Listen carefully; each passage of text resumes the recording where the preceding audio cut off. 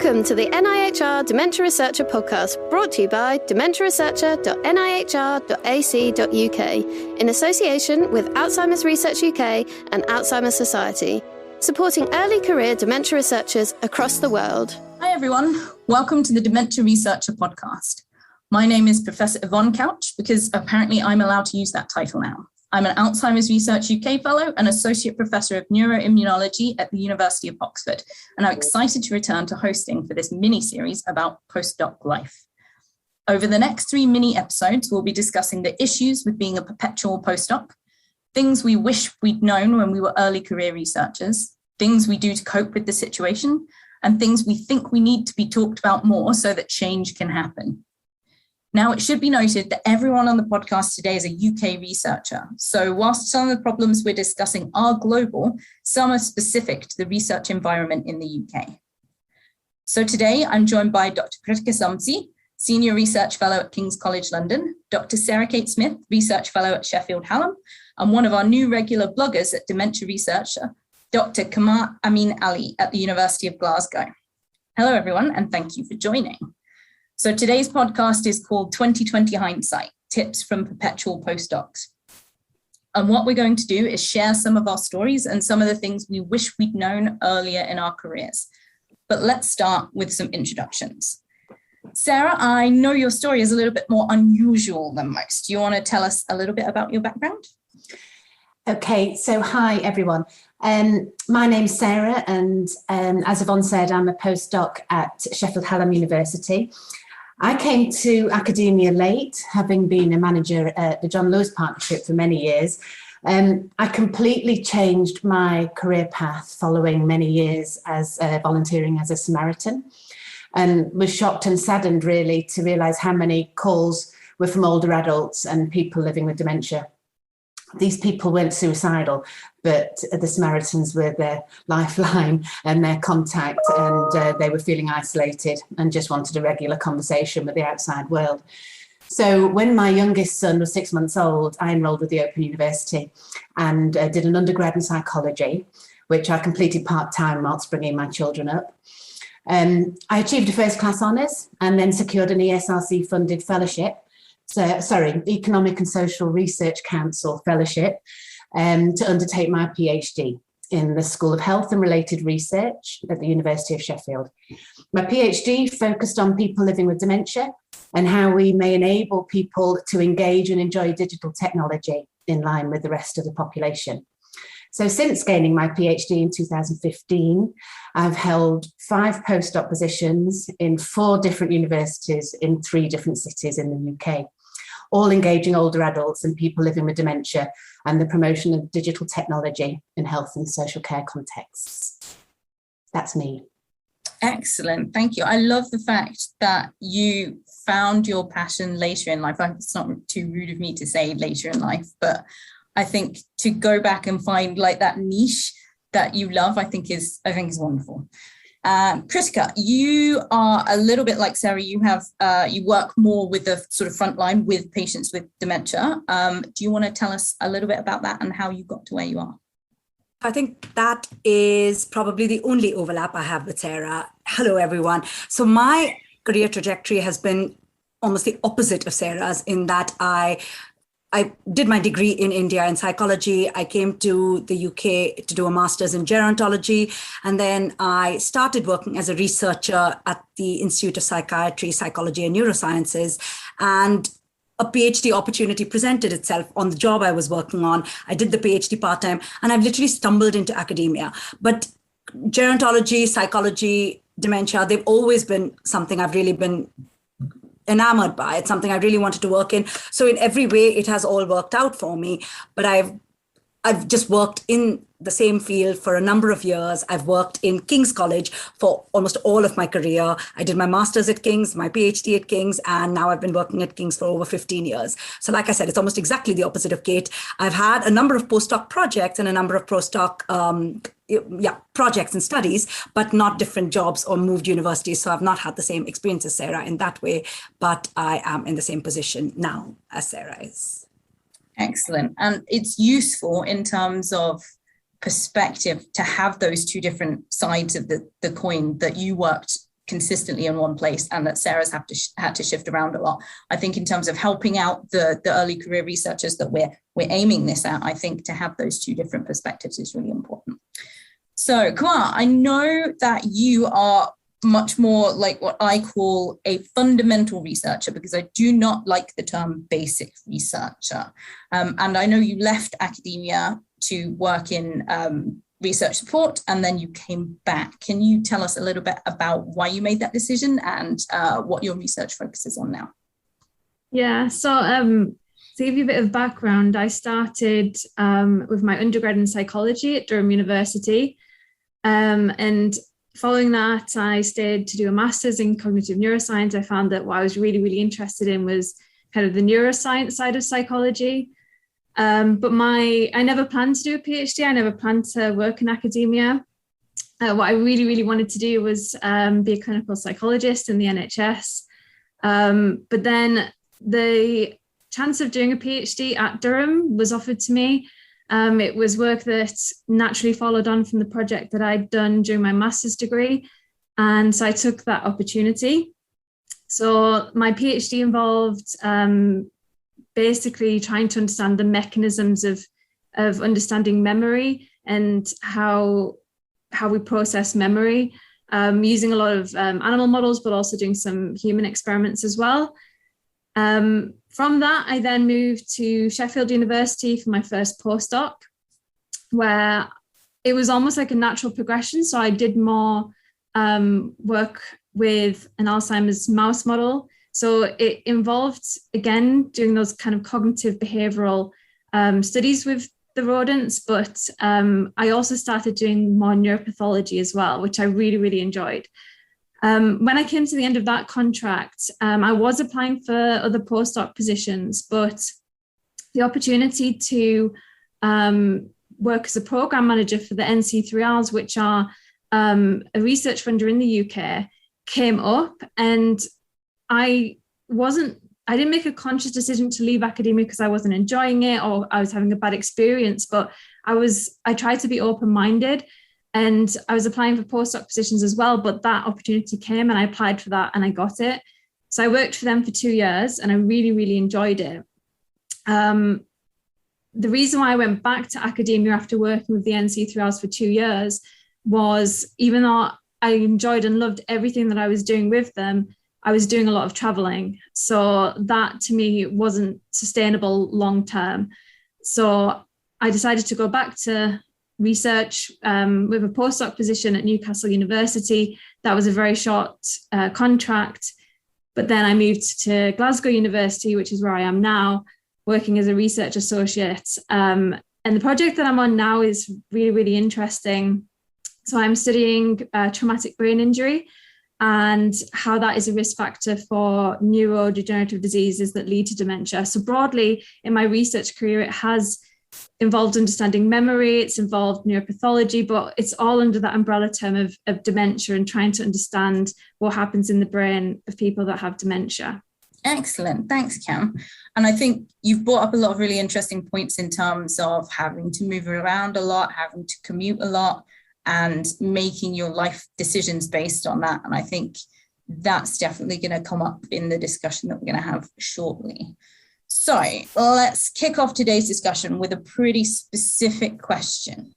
What would we have wanted to know about academic life when we were approaching the end of our PhDs, or even before we were considering starting a PhD? Who wants to kick it off? I don't mind going first. So I think even though my PhD was such a good experience, I think there's nothing about it I would have changed. The environment, the project, or my supervisor, they were all great. But one thing that I kind of advise my students now is, if they're thinking about applying for PhDs, is to really consider that I think a lot of them think about the project being the most important thing and really finding the perfect project for them. But I think that there's more value on having a good supervisor and being in the right environment. And I would place more value on those things than the actual project. So even though I didn't need that advice, I kind of fell into a good environment and a good project and a good supervisor. It's the advice that I would give my students now And the reason why that is because post-PhD, you might move out of academia, or you might move into an adjacent research area like I have, if you go on to a postdoc position.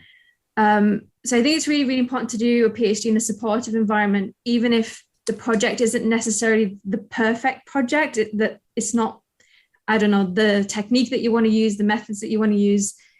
But ideally you could have both, but it's unrealistic. But I think definitely it's preferable to be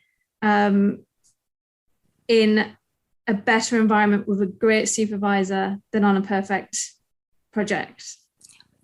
I completely agree. I'm taking it the next step and think that's even important at the postdoc level. I feel like I've got to where I have, and the reason I've stayed at my university for so long has been principally because I've felt I've been lucky. I feel like I've got a really supportive manager, as well as a team, as well as the junior researchers coming through are also amazing and really supportive. And it's been a really lovely, flourishing environment. But I feel like the systems in place, we shouldn't be depending on luck. I feel the systems in place are not enabling where the luck shouldn't be the only factor. I feel like the current systems are depending on luck, taking early career researchers and postdocs through to these positions. And then if you don't have a good supervisor, or you don't have a good research team or a good environment, the system really fails you. And I think that's why I was keen to do this podcast, because I feel like I've been lucky. I'm not here to complain about how hard it's been. I'm more kind of aware that it's not like that for everyone, and something needs to change, because everyone's luck is going to run out at some point, including mine, but also it shouldn't be luck that kind of brings us to this point. So I definitely think the environment you're with and the manager and the research team you're working with plays a really crucial role in, I'm sure, PhD level, but also at postdoc level and beyond. Yeah, I completely agree. And one of the things I think it's important to maybe stress to early career people is that you maybe do have to be a little proactive. You do have to, like with my very junior, if I have people coming into the lab, like undergrads and things, if I have them coming in saying they want to do a PhD, I say one of the things you need to go is you need to go and visit the lab. You need to talk to the people in the lab. Ask them really honest questions like, do you enjoy working here? Is your boss nice? I have in previous labs specifically said to, new members who want to join the lab, I say, if you want to join this lab, you need to be aware that you will never see your boss. He is extremely busy. I said, if you want to be supervised by him, it's going to be very unlikely. You're more likely to be supervised by me. So that means you have to get on with me rather than him. If you're here for him, then you're not going to see him. He's got a million different projects. He's only here for 20 minutes a week. So I think that kind of degree of honesty from the people within the lab, but also that kind of degree of motivation from other people, I think is really important. Sarah, did you want to jump in? Yeah, I think I agree with what everyone is saying here.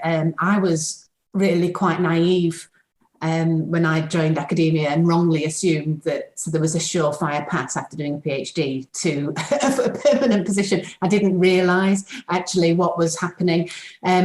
Although I've been fortunate to align my postdoc, so I have never been out of work, that it does, come with periods of stress and anxiety when you're looking for something.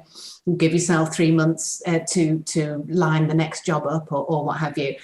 But it's definitely a career path for not a career path for those that require stability. I think that would be a huge issue.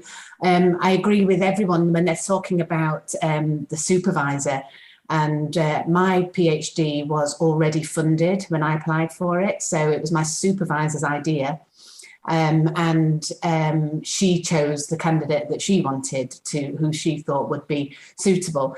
And, she was what built my career, that woman. And I'm not saying it was the easiest relationship, but we're colleagues now and we'll be friends forever, because it was a really, really positive relationship, and she was, we weren't in competition. She wanted to develop me and pass on everything that she had learned. So, and it was where it was as well, it was such good grounding for my training, definitely.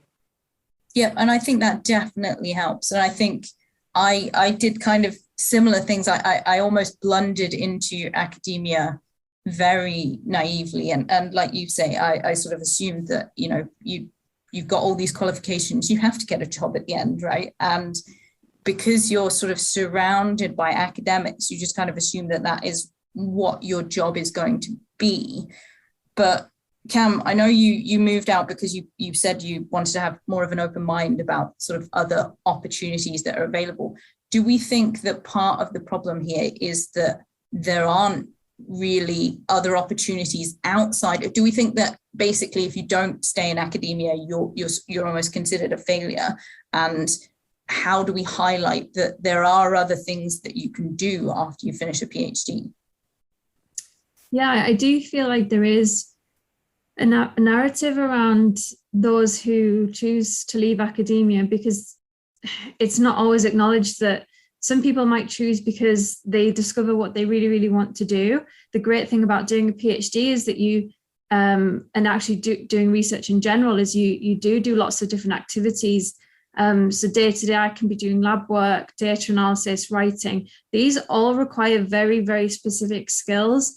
And the good thing about doing a PhD is it gives somebody the opportunity to develop these skills and decide whether they really, really enjoy or are really talented at doing one of those things. So for example, if they're really, really talented at writing, they might choose to leave academia after their PhD because they've discovered what they really, really enjoy doing. And that should be celebrated. It shouldn't be seen as, oh, another person is leaving, that's a failure. I feel like as well, we need to support more people at the PhD level in terms of letting them know the different career options that are available after a PhD, because I feel like a lot of the time is just this perception of a linear progression following the PhD, and you're kind of left to find out about these other career options yourself. And I feel like universities are getting better at promoting them and, you know, having events and workshops and things like that, but it's certainly not perceived as a positive if you leave academia. I feel like that's the narrative at the moment. Yeah, definitely. And I think there's still some, definitely within universities, I feel like the careers advice teams are often still a little bit sort of set in their ways. I know that admittedly, I was an undergrad a really long time ago, but when I was an undergrad, it was almost like, well, you're doing a science degree, you're going to have a job in science. That's the way it works. And I just feel like that's not the case. And there are so many other things. Whilst you do gain a lot of really specific skills during a PhD, like, you know, I know exactly how to get to really tiny blood vessels in a mouse neck. And that's not necessarily a transferable skill, but I do then technically have very, you know, great manual dexterity. I have writing skills. I have, you know, that kind of transferable skill that you can use in other career paths. And I feel like there is this, because you're surrounded by academics, it feels like that is the only option. And universities, I don't think are, like you say, celebrating enough that actually you've got this skill, maybe you'd like to be elsewhere. Cam, go ahead. Yeah, I feel as well, sometimes it's the terminology that's used. So when they are discussed, they're talked about as alternative careers, but that suggests that having that career in academia after your PhD is the norm. As soon as you use the word alternative, it suggests that that is the norm. And I feel like if we just change the narrative around it to, these are all legitimate careers that you can have after your PhD, none of them should be considered the norm and none should be considered alternative. I think, to be honest, actually, it never occurred to me to leave academia. And I don't know if it was because it wasn't a choice. I didn't realise there was a choice. I thought that, rightly or wrongly, that I did my training here and then I carried on. And that again, it's a naive way, but I think it was the ethos of the institution I was in. And they were training for their postdocs. They were trained, you know, and you weren't expected to leave, really. I think some of my peers did go into industry roles, but I was always very sure that I wanted to apply what I'd learned in my PhD. In a job, you know, in a full-time job, and it was always about people living with dementia, and I felt the best way I could impact positively on their lives was to continue in academia, and that was how I was going to build the evidence and make a difference. It's just a different perspective, isn't it? It's completely a different perspective. And I think, like you say, if you're sort of within that environment, it's almost where you get stuck. But there's also this, like Cam says, there's this narrative around leaving. I know that I had a student who wanted to go into science communication, and she's really enthusiastic and she's really outgoing, and her, as a psychoms person, she'd be really good. And I even remember, like, even with my attitude towards this, I remember having a conversation saying, she's leaving science, it's a shame. And I just felt that that's not the right thing to say. It's not a shame. It's not a shame for her, especially not if it's what she's passionate about and it's what she's good at.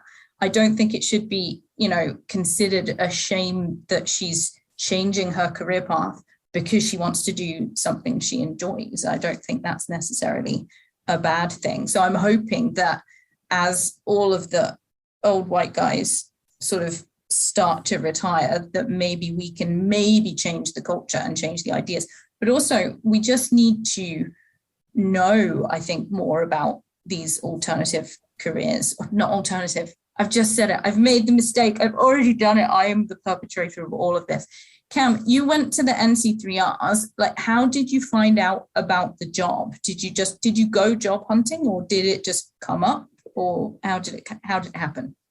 Well, so the NC3Rs actually funded my PhD. So I actually knew about them as a research funder in the UK. And the great thing about the NC3Rs is they're very personable. So they organize a lot of events. So those that they fund, you get to interact with the staff there. And so round about when I was coming to the end of my first postdoc, these new regional program manager roles were being created. And I just thought I would take the opportunity to apply. And I think that I was quite early in my career to be applying for a job like that. But because of my experience working around the 3Rs and applying the 3Rs, I mean, for those who don't know, the 3Rs are the refinement, replacement, and reduction of animals in research. So the whole point of the NC3Rs is they fund research with the aim of funding ethical use of animals and reducing the number of animals in biomedical research. So I kind of knew what they were about, and I had that knowledge of kind of things that they were doing, activities they were involved in, which played to my advantage. So a lot of luck was involved in me getting that job, but I was so excited to be working for them. That's why it was an opportunity that I really felt I should take. But at the time, because I was also applying for other postdoc jobs, similar to what Sarah was talking about, if it wasn't because I already knew about them, I wasn't exploring other options. My other options would have been to stay in the research area that I was working in and to progress that way. It was just because that seemed like an opportunity that I had some familiarity with already. This is not in direct relation to Cam's point, but I know we're talking about what we would say to an early career researcher, but I feel like a lot of us might be, a few studies in, and we've done postdocs for a while. And I feel like I'm now at a point where I'm not considering leaving academia for good or bad reasons. I'm very happy here. It's not a problem. But even if I was, because I've done a good few postdoc studies and I'm struggling to make the leap into, more of the senior roles, I feel like leaving academia would take me back to being a starter in a new career. So just out of a PhD, having those options is almost easier than the point I am at now, which is a more senior academic, and then going into science communications or a policymaker at a charity would take me back to being a new learner. And that is something I may not be willing to take on. So I feel like at this stage of my life, I have even less options. Yeah, I think one of the things that came up when we had a bit of a pre-chat before this episode was that people should maybe consider that a PhD is just training. It's just a degree. It doesn't necessarily instantly mean you have to do something related to it afterwards. You could do a PhD in something and then move fields. You can do a PhD in something and then move into something that is non-science related. A lot of people go into consultancy and things like that. And there's even scope potentially to do, what I found a lot of people who now don't work in academia have done is they did a PhD and then they did one postdoc because I find that the experience of a PhD where you're almost, depending on your supervisor, you're almost very cosseted, you're sort of looked after for the entire time, and it doesn't matter if you make mistakes. Whereas a postdoc, you're sort of almost considered, right, these experiments are very much your responsibility, and these are the outcomes that we definitely need. And a lot of people don't necessarily enjoy that experience, and so will choose to leave after one postdoc. But yeah, I agree with you, Kritika. I go on and off the fence about academia, especially recently, especially with the pandemic and funding being so difficult. I sort of jump on and off, but the idea of, like you say, going into something completely new and yet almost being like a fresh recruit, despite the fact that I now have sort of 10 years of science experience, what on earth would I do? I think I'd be terrified. Sarah, jump in. Oh, hi. I'm sorry. I just wanted to make a point that this isn't going to be everyone's experience, but I wonder how much it's got to do with age or generations, or, when you're starting a PhD. I do feel that my experience has been different because I was a mature student. Me and my PhD supervisor agreed right at the beginning that it was a job, and we worked together in the office 9 to 5, Monday to Friday.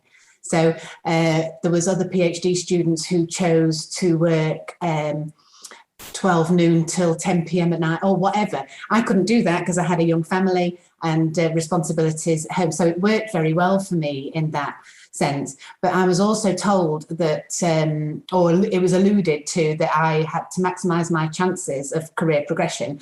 I had to be flexible and go where the opportunities were. Once the PhD was over, that was always drummed into me, which was a real challenge because my husband earned much more than me and had a permanent job. So he wasn't going to move. We weren't going to move because of my job, and because his job trumped mine every time. And my kids are at school in locally, and I wasn't going to move. So every time contracts came up, my options were always limited to what was commutable.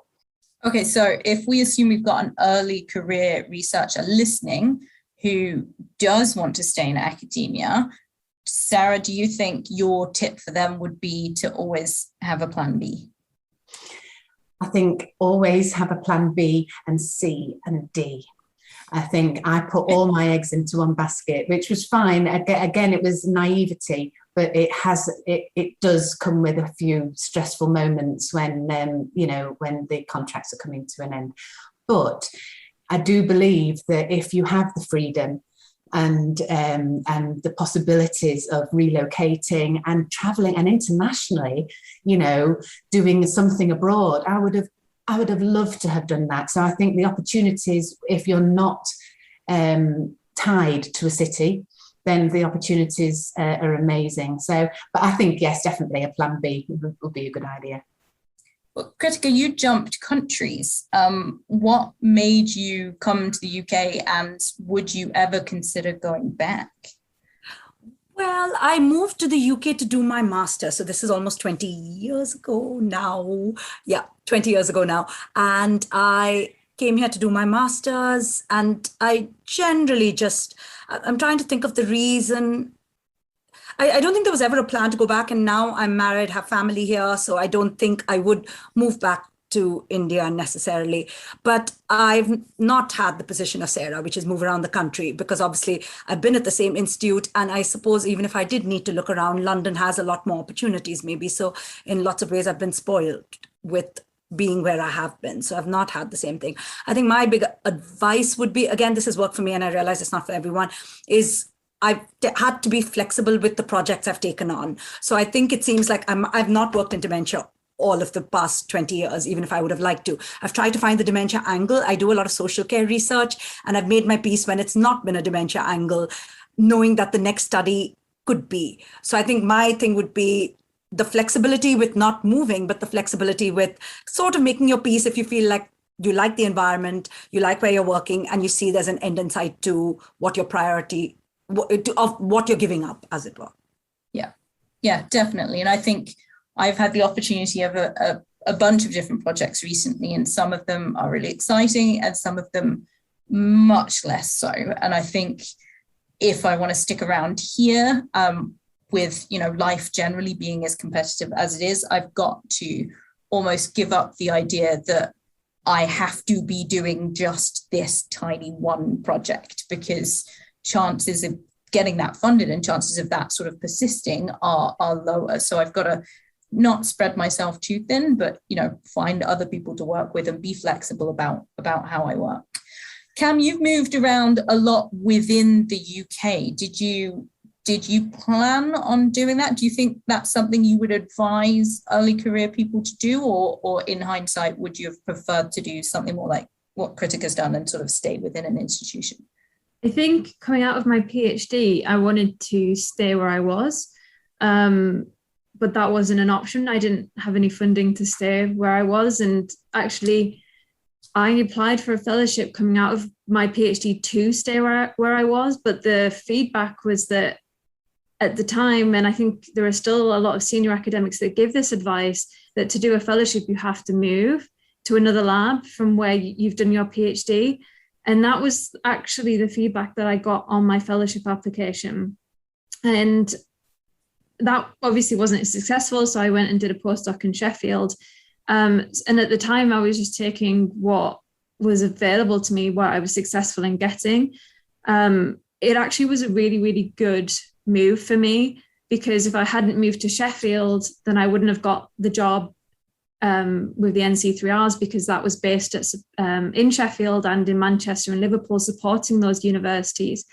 So everything kind of led on from each move that I had. And I think looking back, I've enjoyed living everywhere that I have lived, and I've enjoyed working on all the projects that I have. My advice would be just to be open-minded and follow what you're interested in, because that's what I did when I moved to Sheffield. I was excited to be working and doing a lot of those cognitive behavioural tests that I'd spent my PhD developing, but it gave me the opportunity to work with an Alzheimer's mouse model, and it gave me an opportunity to learn a new skill in neuropathology, which is now all that I do, working on human tissue in doing neuropathology. So I was quite nervous about learning that new skill, but now it's all that I do. Like I followed what I was interested in, and that's now everything in my research. So my advice would be to follow what you're interested in. And if you have got the flexibility to move like I did, then it is a great opportunity. It can be quite scary, but it can also be an excellent opportunity. I feel like as well, we need to, and I think it is something that is predominantly with senior academics, but we need to change this narrative that it is necessary. If for whatever reason, somebody wants to stay where they are, if it's because of family reasons or because actually that is just the best environment for them to do that project, then we shouldn't be telling people that they should move for the sake of it. Like that to me is just ridiculous. Absolutely. And I think, like you say, this is a narrative that has persisted, but there are so many opportunities now to have fellowships where you put in a bit of time in another lab, you go away. The idea is you go away for 3 months or 2 months or 6 months, you learn a new skill and you bring that skill back to the lab that you're in. And I think those opportunities for growth are really important. I did my first postdoc in Denmark, and I was only there for a year, but it gave me a different perspective on how research is done in different places. But it also allowed me to see that actually I was really enjoying being in Oxford. And actually that was a research environment that I particularly enjoyed and I knew, and I think it could possibly be a bit of status quo bias. I like it here and I know how to find things and how to find people who know things.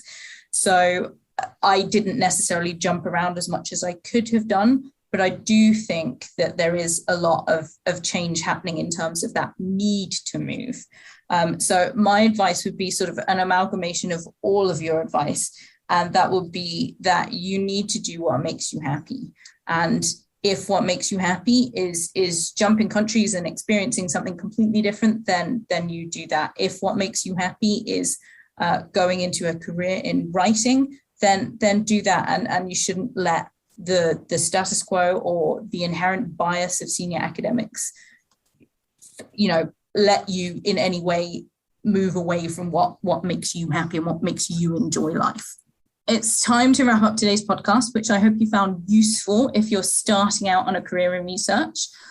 Tune in for the next one, where we'll discuss what to do if you're already at the stage where you're trying to establish yourself, which is what a lot of the researchers on this podcast are. Remember, if you're an early career researcher and you're looking for resources on CVs, cover letters, cold emailing, etc., check out the Dementia Researcher website. I'd just like to thank our panelists, Dr. Ameen-Ali, Dr. Sarah Kate Smith, and Dr. Kritika Samsi. We have profiles on all of today's panelists on the website, including details of their Twitter accounts, so feel free to jump on and follow their research. Thank you all for listening, and remember to like and subscribe to the Dementia Researcher at Apple Podcasts, Spotify, or wherever you get your podcasts. Stay safe and keep researching. Brought to you by dementiaresearcher.nihr.ac.uk in association with Alzheimer's Research UK and Alzheimer's Society, supporting early career dementia researchers across the world.